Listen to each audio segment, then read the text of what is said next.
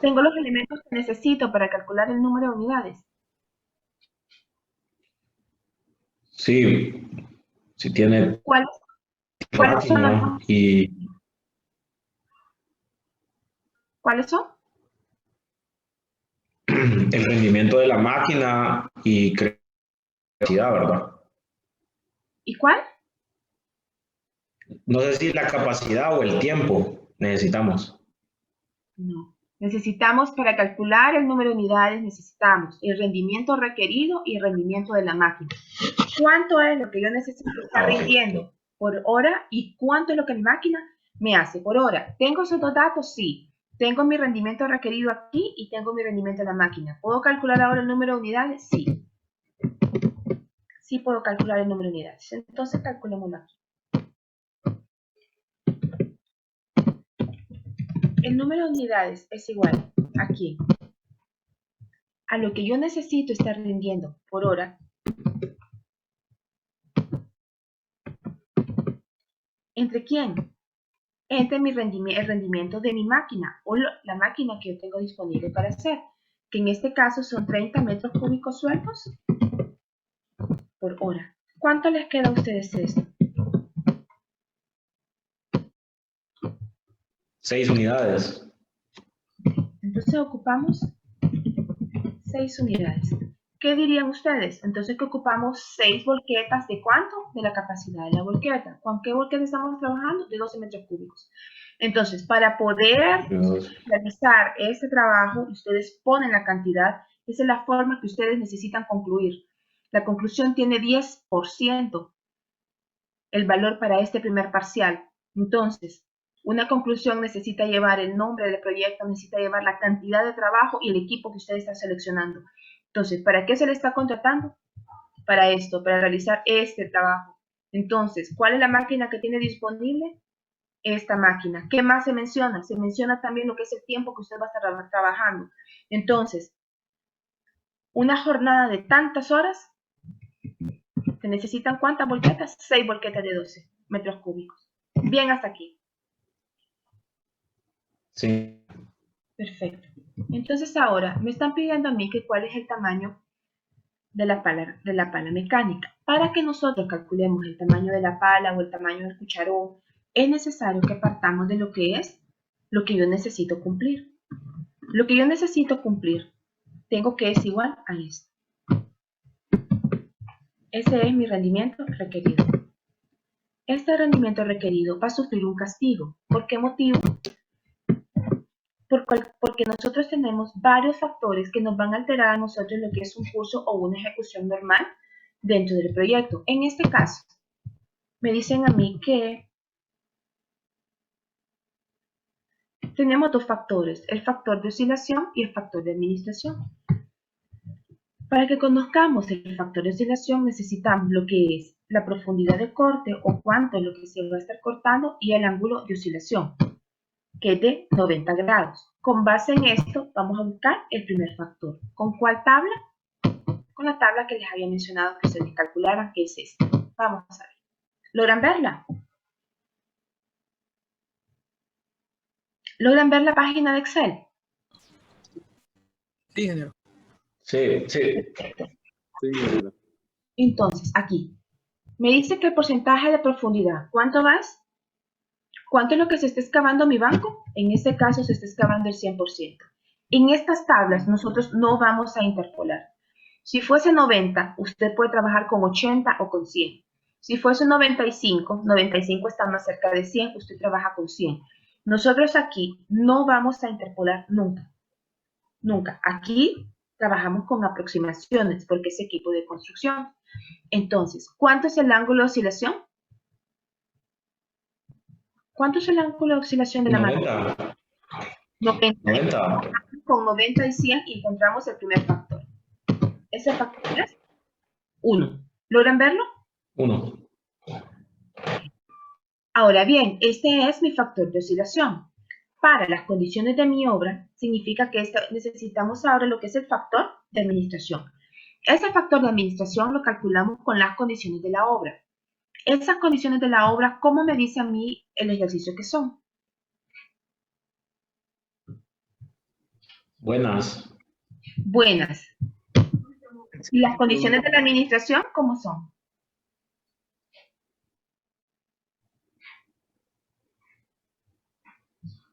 Buenas también creo. ¿Tienen No sé el... si estoy equivocado. Léanlo, por favor, para ver si El de está... la obra es excelente y el de administración son buenos. Ah, el de la obra excelente y la administración son buenos. Entonces estamos aquí. ¿Cuánto sería el factor ahí?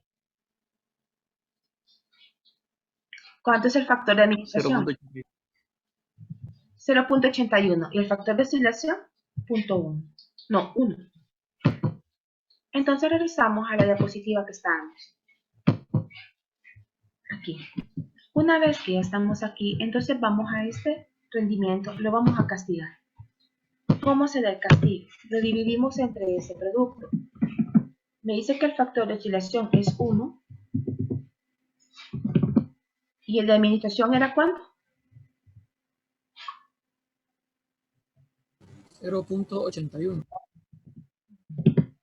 0.81. Gracias. ¿Cuánto les queda esto?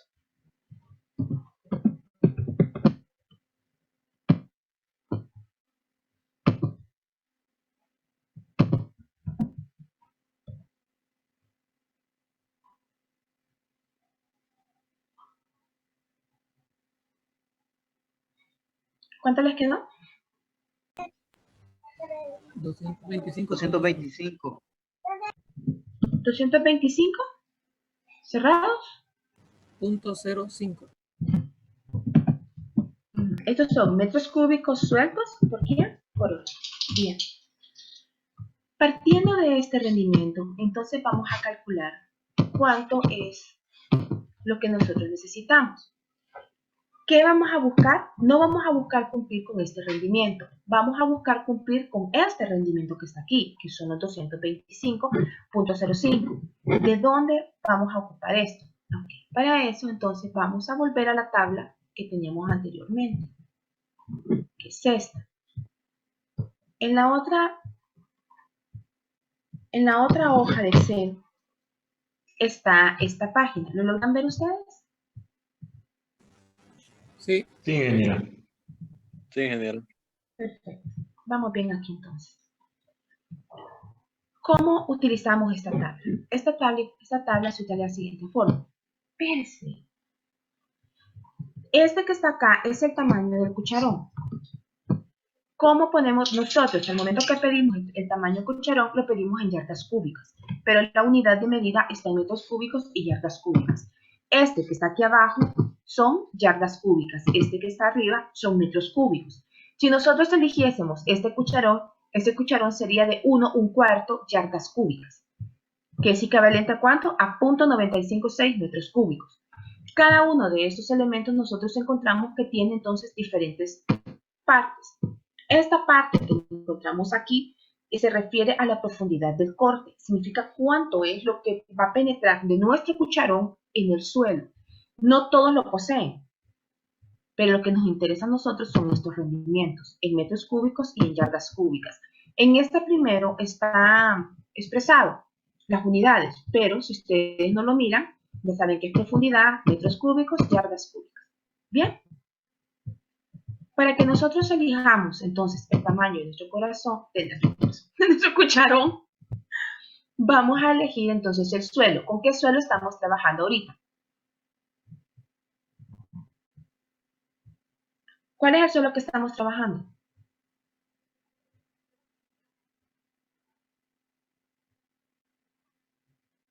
Ajá.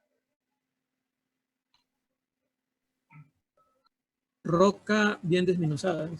Ok, entonces la buscamos. Arcilla arenosa, arena y grava, tierra común, roca bien desmenuzada. Ahí está. Entonces, este es mi rendimiento en metros cúbicos y este es mi rendimiento en yardas cúbicas. ¿Cómo seleccionamos los cucharones?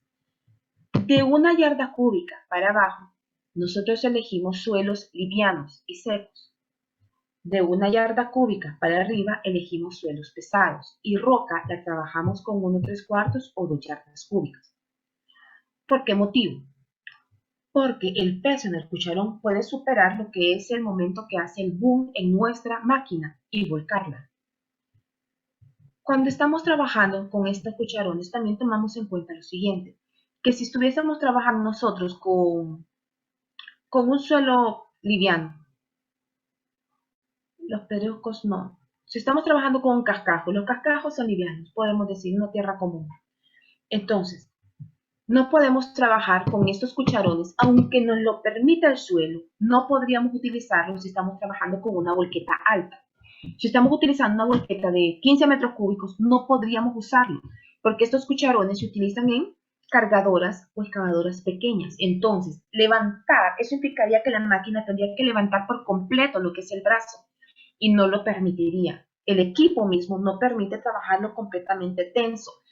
Cuando nosotros estamos trabajando en el campo, tomamos mucho en cuenta lo que es el torque, sobre todo con aquel equipo que tiene brazo, que se puede estirar o se puede encoger. Díganme. ¿Tienen una pregunta? Bueno. Cuando entonces, ahorita, me dice que es una roca bien desmenuzada, ¿cuál cucharón nos cumple el rendimiento? ¿Cuánto es el rendimiento que estamos buscando nosotros?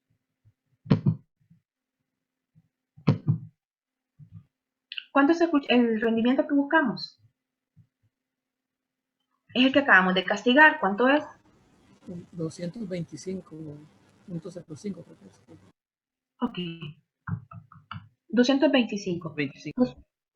Nosotros podemos observar que ni con el rendimiento máximo del cucharón más grande cumplimos ese rendimiento, porque el máximo rendimiento es de 176 metros cúbicos y nosotros ocupamos 225. Desde ahí sabemos que nosotros no necesitamos una cargadora, necesitamos dos. Estas cargadoras pueden tener idéntico tamaño de cucharón o pueden tener diferentes tamaños de cucharón. Entonces, ¿cómo lo elegimos? Sabemos que es una roca y que estamos trabajando con una volqueta de 12 metros cúbicos. Eso significa que nosotros no podríamos mezclar cucharones de menores de 1 yarda cúbica, sino que tenemos que trabajar de 1 yarda cúbica hasta 2 yardas cúbicas. ¿Cuál sería la elección que ustedes tomarían? Ustedes necesitan que la suma les dé 225. Podrían ser 2 de 119. 2 de 119. ¿Cuál es el tamaño del cucharón? 1/4. 1/4. Entonces, al momento que nosotros, nos daría a nosotros un rendimiento por hora de 238. Incluso está superior al que nosotros buscamos. ¿Podemos hacer otra combinación? Sí, podríamos. Esa es una decisión que ustedes toman al momento que están eligiendo. Ya saben, no podemos trabajar menores de acá en primer lugar porque estamos trabajando con una roca, aunque está desmenuzada. ¿Por qué más? Porque nuestra volqueta es mayor a 10 metros cúbicos, entonces es una volqueta alta. Este es el tamaño que podemos elegir. No lo olvidemos. Vamos a pegarlo aquí. Y con este entonces vamos a trabajar.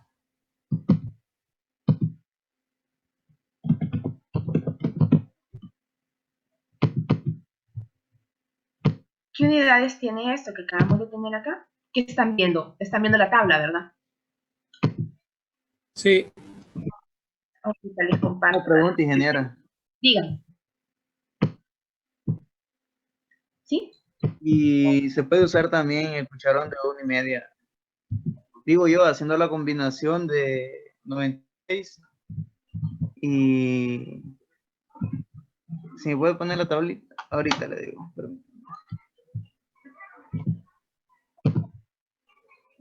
Díganme.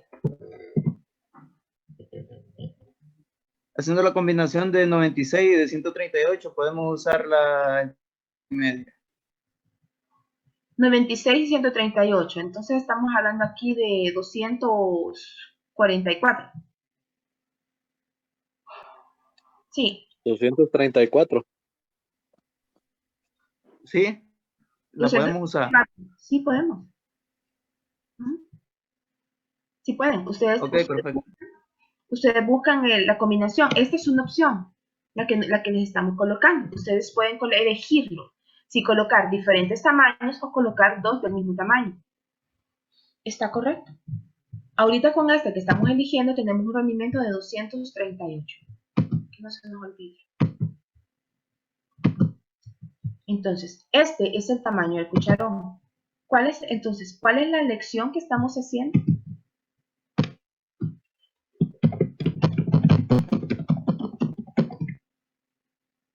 El tamaño del cucharón. Sería trabajar con 2 unidades de este mismo.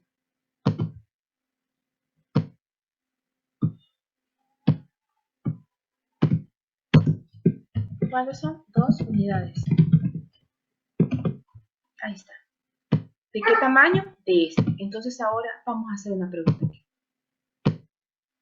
Con esta combinación que acabamos de elegir nosotros, tenemos un rendimiento superior al que estábamos buscando, ¿verdad? ¿O no? Sí, sí. El rendimiento que tenemos ahorita nosotros es de ¿cuánto dijimos? Que no se nos olvidara. 230, creo. 231. 238. 231, no, porque no estamos con decimales. Vamos a ver, lo voy a ver aquí. 238. 238. Tenemos un rendimiento de 238 metros cúbicos sueltos por hora. ¿Qué tenemos que fijarnos aquí? Nosotros estamos buscando en realidad un rendimiento de 225. Entonces, este rendimiento es el máximo rendimiento que se podría presentar en mi proyecto. El máximo. Lo que yo en realidad necesito son 182. Pero en lugar de eso, voy a tener 238. ¿Cómo se llama este rendimiento? Este rendimiento es el rendimiento ideal. Si yo en lugar de tener un rendimiento de 182.30, podemos decir, metros cúbicos por hora, tuviese un rendimiento de 238 metros cúbicos por hora, ¿en cuánto tiempo termino mi trabajo? ¿Cómo lo calculo?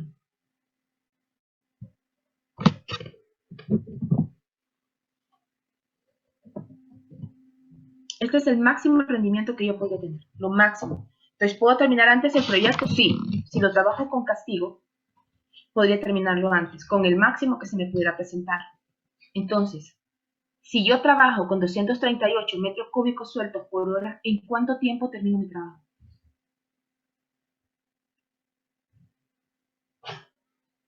¿Cómo lo hacen?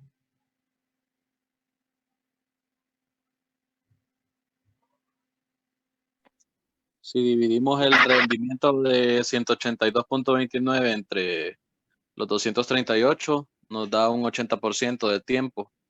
Eso lo podríamos multiplicar por la cantidad de horas que vamos a trabajar, ingeniero. Usted, si hace esa diferencia, tiene un porcentaje. Hace una relación de que el 182 es al 100%. Así o el es. 238 es al 100%.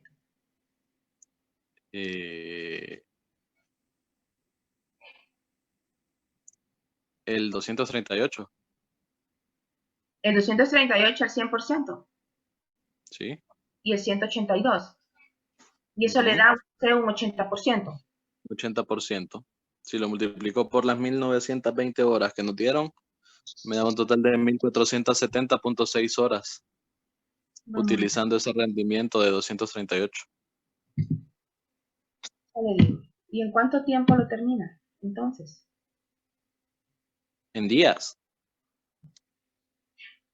¿Cuántos días antes lo terminan?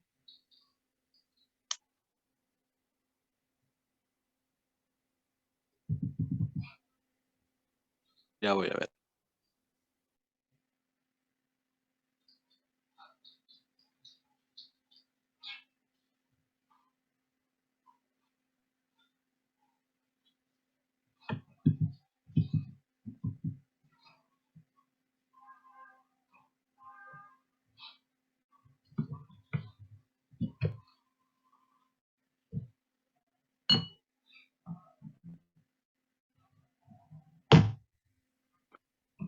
$56.2 días antes.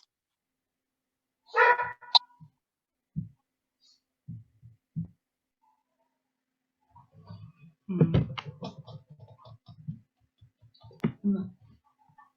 Serían 8 días antes. Tampoco. Vamos a partir aquí. Por porcentaje nunca lo había sacado, por eso le di el beneficio a la duda, porque nunca lo había hecho de esa manera. Hay varias formas que ustedes lo pueden hacer. Pero vamos bien. La cosa es de que ustedes piensen de qué forma lo pueden tener. Vamos a ver. ¿Para qué los están contratando? ¿Para qué están buscando ese cucharón?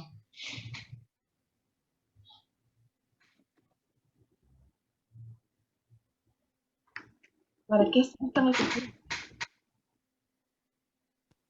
Para obtener Para mayor rendimiento. mover en el negocio.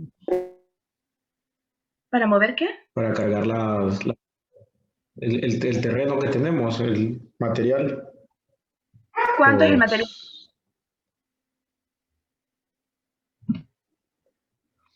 350.000.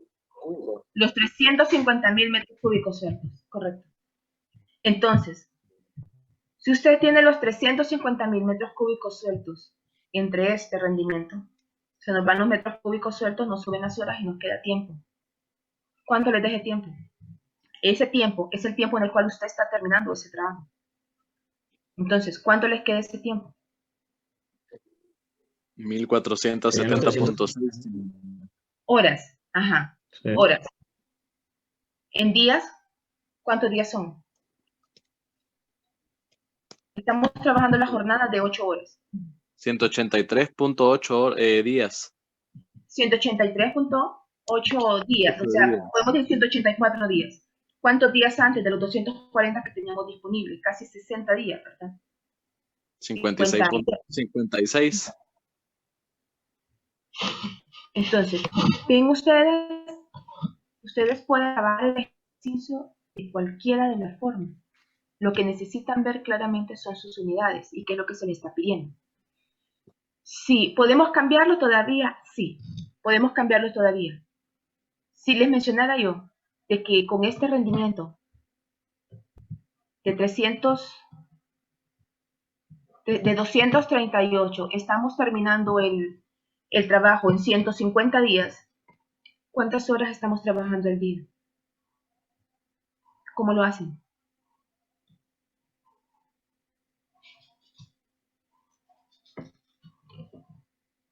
Si estuviéramos terminando en 150 días. Sí. Entonces, ¿cuántas horas al día tienen que trabajar? ¿Es posible eso? Calcúlenlo a ver si es posible. ¿Cómo lo hacen?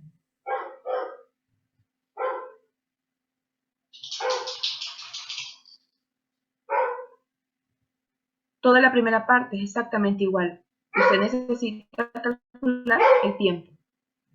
Usted ya sabe con este rendimiento en cuántas horas lo termina, ¿verdad? Entonces ahora calcula las horas laborables. ¿Cómo lo hace?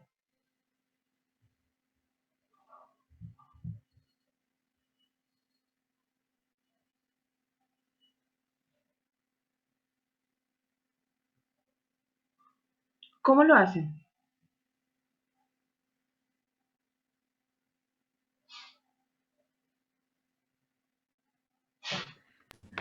Divide el total de horas entre el número de días. ¿Cómo sería?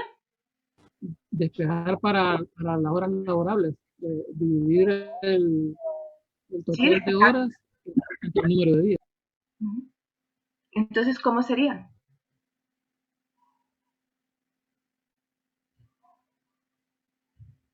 Despejan para las horas, sí, para las horas laborables.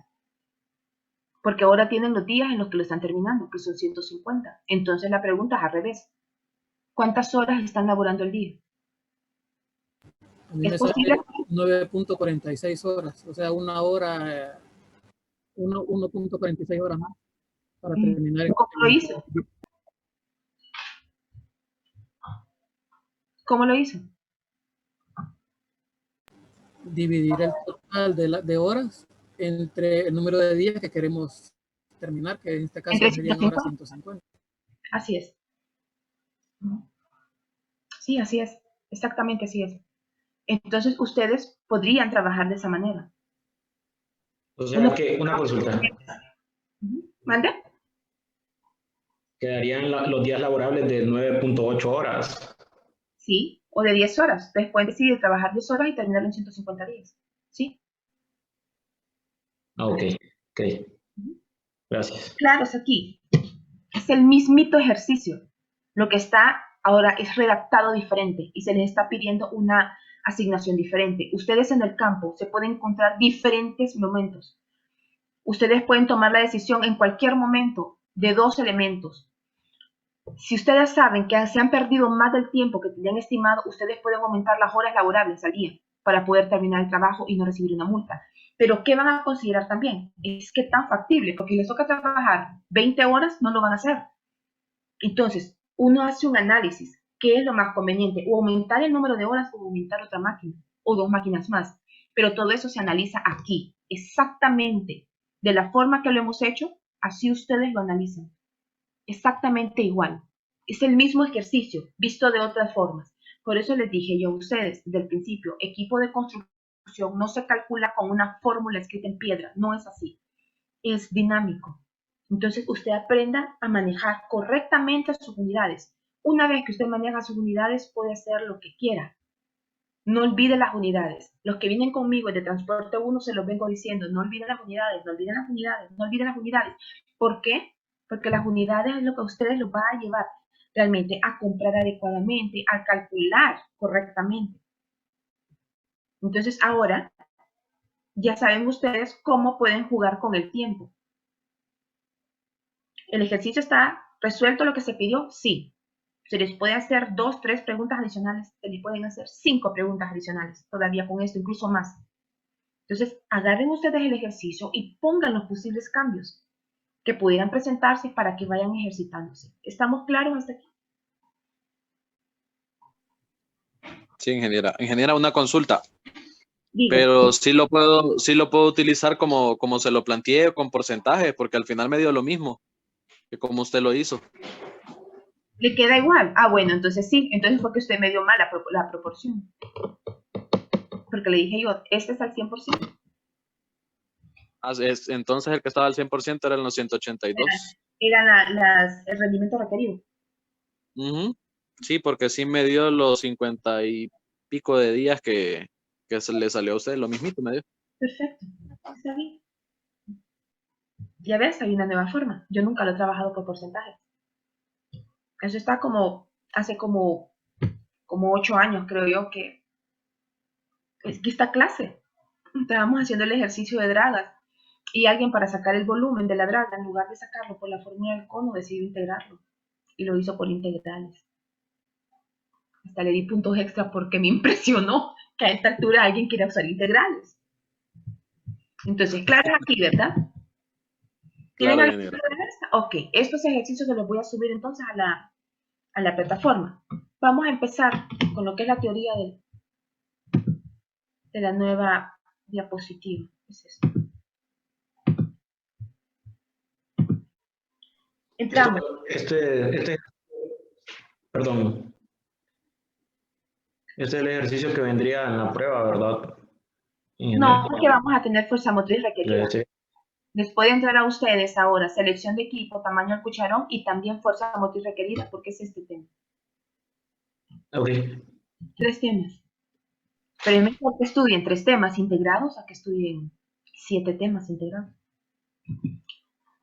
Entramos entonces con lo que es fuerza motriz. ¿Qué es fuerza motriz? Fuerza motriz realmente es toda la fuerza que necesita nuestra máquina para poder movilizarse, para poder jalar, para poder estar estacionada incluso. Porque si la pendiente es muy fuerte, aunque usted la tenga prácticamente a ella con freno, no se le va a detener, se le va a deslizar. Encontramos entonces para nuestra fuerza motriz que dice que cuando una máquina se mueve transmite lo que es esa fuerza al suelo, pero no lo transmite en una forma que podemos ver nosotros como uniformemente distribuida. No, la distribuye directamente a lo que son sus diferentes ejes a través de sus rodaduras. La fuerza motriz requerida es una de las fuerzas que nosotros vamos a trabajar y es de las más importantes. Toda fuerza motriz está compuesta por lo que es potencia. Después de los primeros 300 metros sobre el mar, nuestra máquina empieza a perder el 3% de lo que es su fuerza. Encontramos el tirón, el empuje. El tirón es importante al momento que está en una pendiente y ella para. Usted hace un mal cambio, le puede mover el diferencial de la máquina y la arruina. ¿Por qué? Porque cuando va cargada una máquina y se detiene en pendiente, los muchachos saben muy bien manejarla. Muy bien, de verdad, son unos as con eso. Pero por mientras aprenden, puede que se lleven de encuentro varias de las máquinas que usted tenga disponibles en el campo. Entonces, el tirón es uno de los más importantes. Vamos a llamar tirón únicamente cuando nuestra máquina va cargada. Cuando nuestra máquina va vacía, no sufre ningún tirón.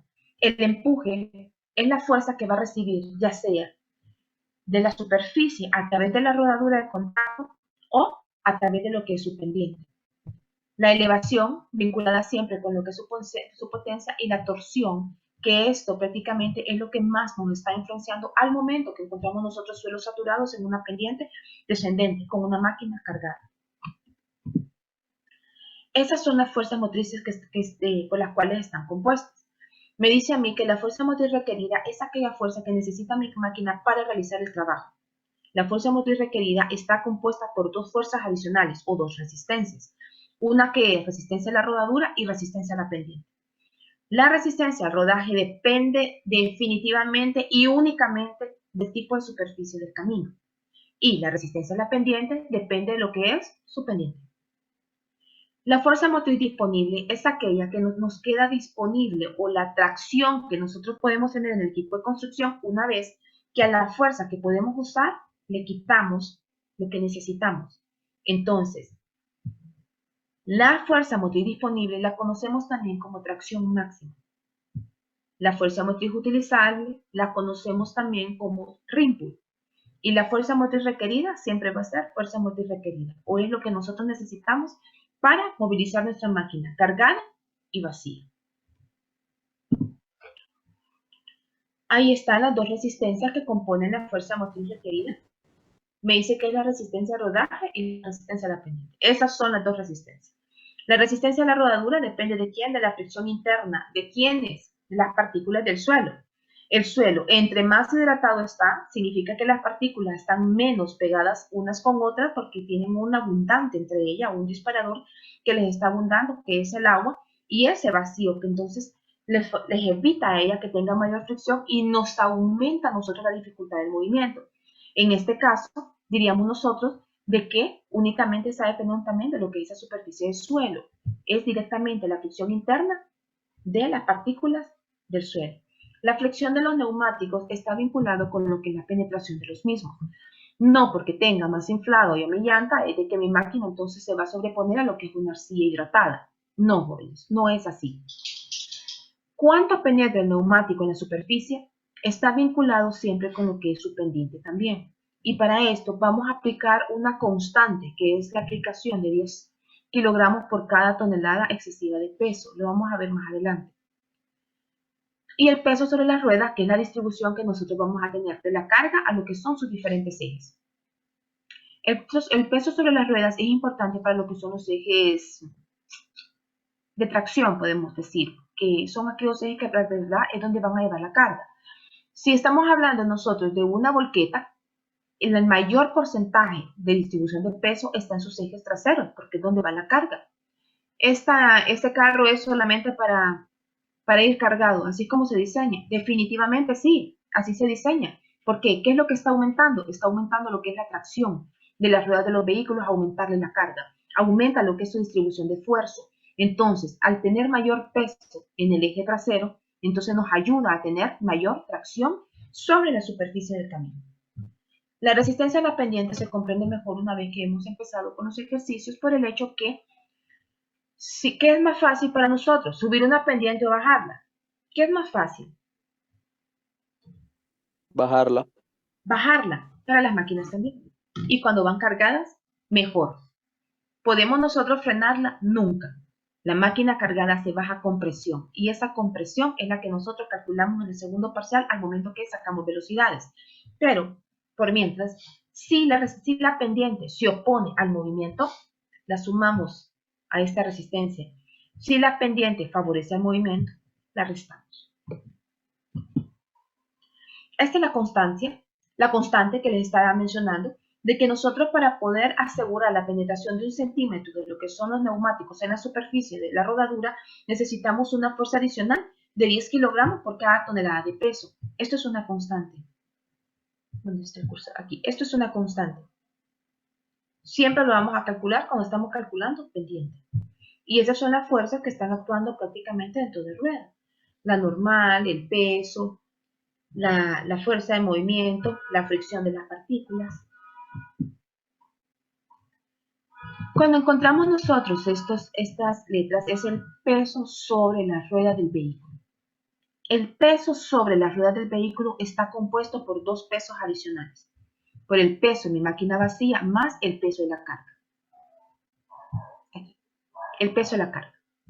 Si mi máquina va vacía, significa que el peso de la carga es igual a 0.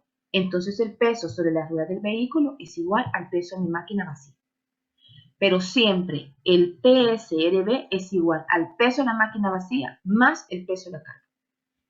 ¿Cómo calculamos el peso de la carga? El peso de la carga es igual al peso específico del material que estoy acarreando por el volumen de acarreo. Si yo voy a mover, en el caso que acabamos de ver, eran 350.000 metros cúbicos sueltos de material, pero la volqueta era de 12 metros cúbicos. Entonces aquí, en este volumen, es el volumen de acarreo. Si al momento que calculamos la relación nosotros del peso específico por el volumen de acarreo fuese superior al peso que la máquina puede acarrear, entonces significa que no mueve esa capacidad. Poniendo el mismo ejercicio, no podría mover los 12 metros cúbicos, pero posiblemente al calcularlo puede mover 10. Entonces lo calculamos con 10, porque ese es el peso. Ese es el volumen de peso que ella puede acarrear.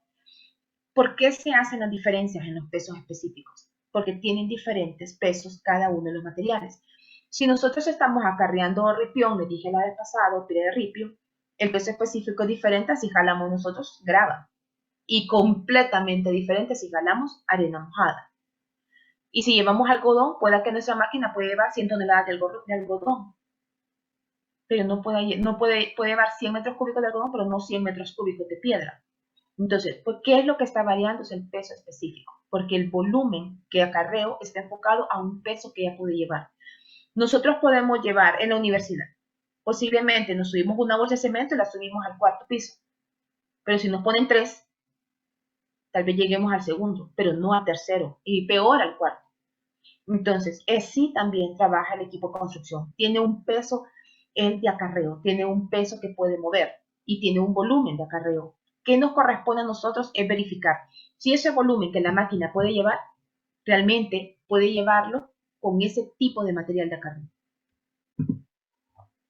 Me dice que si el peso específico del material por el volumen es menor que la carga especificada, entonces el volumen de acarreo es igual al volumen adicional, al volumen especificado. Este volumen adicional lo podemos utilizar nosotros cuando nuestra máquina puede ir copeteada. El copete de la máquina normalmente está alrededor de 1/3 de su capacidad de volumen. Si mi máquina es de 12 metros cúbicos y puede ir copeteada, significa de que nosotros podemos ponerle prácticamente lo que es el adicional, que sería igual a 1/3 de 12. Estaremos hablando nosotros de 4 metros más y ella al final nos estaría cargando 16 metros cúbicos. ¿Siempre podemos hacer esto? No, no siempre. ¿Es recomendable? La verdad no es recomendable, pero se hace. Y me dice que si el peso específico del material por el volumen es mayor a la carga especificada, entonces necesitamos reducir lo que es mi volumen de acarreo. Aquí les puse un ejercicio. Me dice que tenemos 10 metros cúbicos que acarrear. Entonces, mi máquina hace 2 ciclos por hora. En 2 ciclos por hora mueve ¿cuántos? 16 metros cúbicos. ¿Cuántos metros cúbicos me faltan? Dice 4. Vamos a ponerlo acá para que sea mejor. Solamente es un ejemplo. Nosotros necesitamos mover 10 metros cúbicos de suelo en máquinas de 8 metros cúbicos. Mi máquina hace 2 ciclos por hora, ¿sí? Entonces, tenemos aquí que en un ciclo me mueve 16 metros cúbicos. ¿Cuántos metros cúbicos me van a hacer falta? Yo creo que quieran 100. Porque dice que me hacen falta 4 metros cúbicos. O sea que, no, es al revés. Mi máquina es de 10 metros cúbicos. Esta es la capacidad, para que no se me olvide. De 10 metros cúbicos, pero acarrea solamente 8. Entonces, en 2 ciclos, la máquina movió, ¿cuántos? 16 metros cúbicos. Si ella hubiese podido llevar los 10 metros cúbicos, entonces hubiese movido 20. Pero como solo puede acarrear 8, solo mueve 16 y me faltan 4 metros cúbicos por ciclo. Después de 8 horas, ¿faltan cuántos metros cúbicos? Faltan 32 metros cúbicos. Porque 4 por 8 horas de trabajo, ¿faltan cuánto? 32 metros cúbicos. Entonces está la pregunta. ¿Cuántos viajes necesito hacer? 4 viajes más. 32 entre 8. ¿Sí? Porque ella me mueve 8 metros. 4 viajes. ¿Cuántas horas más? Ella mueve por hora 16. Entonces, ¿cuántas horas más? 2 horas. ¿Bien aquí? ¿Comprenden el ejercicio? Solamente es un ejemplito. ¿O no? Sí. Sí. Perfecto. Aquí encontramos lo que son las fuerzas que están actuando al momento que estamos nosotros con una máquina cargada. Me dice que si mi máquina no sube la pendiente puede ser por una insuficiente potencia debido a su fuerza motriz, ya sea por la altura a la cual nosotros estamos trabajando o un mal mantenimiento del equipo, o también puede ser que tiene suficiente fuerza motriz pero que no logra subir. Entonces, la resistencia, dice, varía en proporción al ángulo de la pendiente. Entre mayor es la pendiente que está subiendo, posiblemente mi máquina se ahogue más y desacelere más rápido. ¿Por qué motivo? Porque va cargada y siempre, si la pendiente es muy pronunciada, entonces la puede ahogar. Ahí tenemos los dos elementos que podemos encontrar. Me dice que si tiene una insuficiente potencia, ¿qué podemos hacer? Podemos aligerar la carga. Inmediatamente que aligeramos la carga, disminuye el rendimiento. Lo vimos en los acarreos que acabamos de ver ahorita. Podemos buscar otro banco de material. No es fácil buscarlo. No es fácil, la verdad. Posiblemente esta sea una de las peores opciones que podríamos elegir nosotros. O más difícil. Podemos cambiar a un equipo de mayor potencia, eso solamente cuando tenemos la oportunidad. O podemos hacer un cambio de línea en el camino. Esto es un poquito más simple. ¿Por qué? Porque si esa insuficiente potencia se debe tal vez a lo que es la pendiente, entonces nosotros podemos dar un mejoramiento a lo que es ese suelo que encontramos en la rodadura. Y de esa manera, entonces, poder que nuestra máquina tenga mayor tracción y de esa forma pueda entonces subir fácilmente y bajarse fácilmente. Si mi máquina tiene suficiente fuerza motriz, pero aún así no sube, puede ser que las llantas estén muy lisas. Entonces, es como que tengamos nosotros algo muy liso rodando sobre una superficie que está también alisada. Entonces, las superficies son malas cuando son muy secas y lisas o cuando están muy saturadas. La arcilla es mala de cualquier forma que la encontremos. Si está saturada, nos da problemas. Y si está seca y rasada, nos da problemas también, porque no desliza. Tiene poca tracción, es poco adherente. Encontramos también que podemos hacer un cambio de superficie o mejorar lo que son las condiciones del camino. Si el suelo es muy liviano, entonces agregamos nosotros de cualquier préstamo, no es necesario un banco para estructura. Venimos y agarramos un suelo que tenga mayor peso específico para mezclarlo y aumentar entonces lo que es la tracción de las máquinas. Si el suelo es muy grueso, entonces agregamos uno de menor peso específico para tener una buena combinación y de esta forma entonces podamos nosotros tener o lograr la tracción que necesitamos. La tracción o rimple, esta dijimos que es la fuerza motriz utilizable. Nosotros la podemos encontrar, dice, a la presión total de la llanta multiplicado por el coeficiente de tracción. Esta es la forma más fácil que nosotros podemos calcular. Para cada fuerza, para cada resistencia al rodaje existe su coeficiente de tracción. Son juntos. La tracción depende del tipo de superficie. Entonces, para cada coeficiente de resistencia al rodaje existe lo que es el coeficiente de tracción. O si no, lo calculamos por esta fórmula que está aquí, que es igual a 173 por la potencia, por la eficiencia, entre lo que es la velocidad máxima que ella puede desarrollar en pendiente. Y este es el ejercicio que vamos a realizar nosotros el lunes. Entonces el lunes entramos ya directamente a hacer este ejercicio de tracción para que ya vayamos familiarizándonos un poco más con lo que sería este nuevo tema. ¿Tienen alguna duda? ¿O todo está bien? Todo quedó claro, ingeniera. Perfecto. Entonces nos quedamos aquí, entramos el lunes directamente con lo que es el ejercicio. El tema que ya terminamos, ingeniero, lo va a subir la presentación. Sí, les voy a subir solamente los Sí. ejercicios. La presentación usted ya la tiene. Les voy a subir la Sí, los ejercicios. Sí. No está Luis hoy. Bueno, Creo. ¿cómo? Si quiere, yo tomo la lista hoy, si quiere. Ah, bueno, entonces si quieren, por favor, y se la mandan a él, lo que es el screenshot de la clase para que pueda poner la asistencia. Se los agradecería mucho. ¿Ya? Y que se ponga la falla él. Sí. Ok, jóvenes, entonces nos conectamos el lunes, si Dios lo permite, y empezamos con el ejercicio de tracción. Muchas gracias, ingeniera. Buenas noches. Gracias. Gracias, ingeniera. Buenas noches. Gracias. Buenas noches.